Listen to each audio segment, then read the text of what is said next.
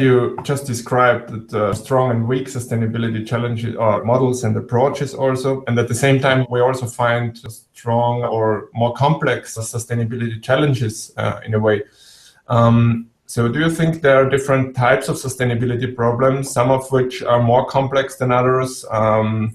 Does this demand also for different research perspective or approaches? Thanks for this question. I think in my opinion, this question and my modest answer touches some major elements of sustainability thinking. It is important to distinguish several types of sustainability problems, and I like the scheme with two axes. It is used by, for instance, Hoppe, by Fintovic-Ravet, by Stacey as well, and one axis is the degree in which there is an agreement on value and norms concerning sustainability challenge. For example, what is the mobility system we really want? Do we want car-free zones in the heart of our cities? Is a private car still the central element in our future model? So answers to those questions are related to normative aspects. And the other axis is on the certainty of our scientific knowledge. So is there a dispute between scientists of different disciplines or within disciplines on facts and on required knowledge? Is there a lot of uncertainty on the issue? And answers to those questions are more related to agreements on scientific facts. So imagine those two axes, because we can map several types of problems using these two axes, two characteristics. And when there is no dispute on certainty on facts and knowledge, and when there is an agreement on norms and values, then we can consider the problem as a structured problem. For instance, the hole in the ozone layer. Scientists knew quite well how to fix this hole.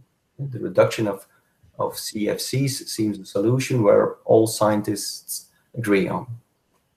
And it fits also very well in our normative future vision. So in this context, our dominant way of thinking was very useful, but that's not always the case. And maybe it's now a good moment to stress the importance also of experts, of a monodisciplinary specialist approach. I don't want a misunderstanding on that point. We need them very much. But as said, often there is no right answer. There is no clear-cut solution for sustainability issues. And this is the case when there is a lack of agreement on norms and values, and at the same time when the uncertainty on facts and scientific knowledge is quite big. Then we have to deal with what we call wicked issues. And we have to deal with complexity, with uncertainty, with multiple perspectives, stakes, multiple interests, values and norms. And I think issues such as climate change, genetic modification, loss of biodiversity, gentrification and so on, those issues prove difficult to solve. Then expert knowledge is incomplete, is fragmented or uncertain, and that gives rise to what we call controversies. And not at least because it touches the established order, the order between the powerful and the powerless, the haves and have-nots. And I think in this situation, this kind of problem, that asks for another approach. And then we propose what Fintovic-Ravet call post-normal science, or what Gibbons and Novotny call Mode 2 science. And the most important elements of these approaches are what we can call transdisciplinarity, or multi-perspectivism, explorative thinking, engaged knowledge, and so on. So to conclude, we need a mix of different approaches, and the characteristics of each problem ask for another approach. And so it's clear that a transdisciplinary, interdisciplinary, or monodisciplinary approach are very complementary to each other. So this, of course, we heard is quite essential for sustainability research, that we need to take these different values, different interests, different norms also into consideration. And you just now mentioned also that interdisciplinary and transdisciplinary research is therefore quite essential for fostering sustainability research. Can you go a little bit more into depth of this approaches and explain inter and transdisciplinary research? Okay. Thank you. I think Science for Sustainability and definitely on wicked issues is an interesting process of knowledge construction, a kind of co-production where different disciplines are involved to arrive at a shared understanding of, in this case, sustainability issues. And we often see that a wicked issue is addressed by an instrumental approach. And then the problem is assumed to be divisible into different independent parts that can be solved in isolation from each other. And then the relations between the parts are then suppressed. So we close our eyes for them. And I think we must be aware that an interdisciplinary approach is not just put a staple through some papers on the same topic of different researchers.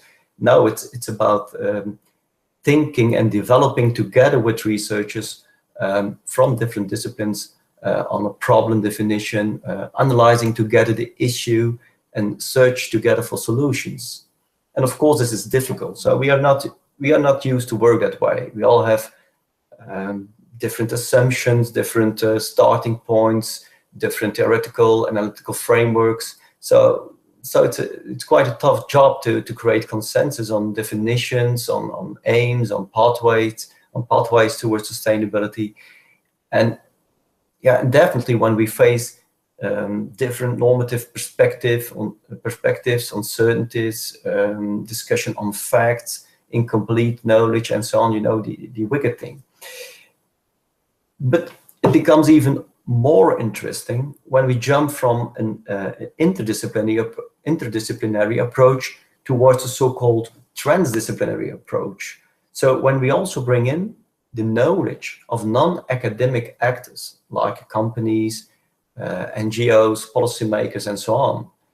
And I can follow scholars very well who argue that transdisciplinary research is able and as such also necessary to develop socially robust knowledge on wicked issues. So, and to be clear, transdisciplinarity is not a new scientific discipline, and we must consider it as an interesting approach to tackle or to address wicked sustainability issues, and it's useful in a lot of scientific disciplines. So it's not a discipline in itself.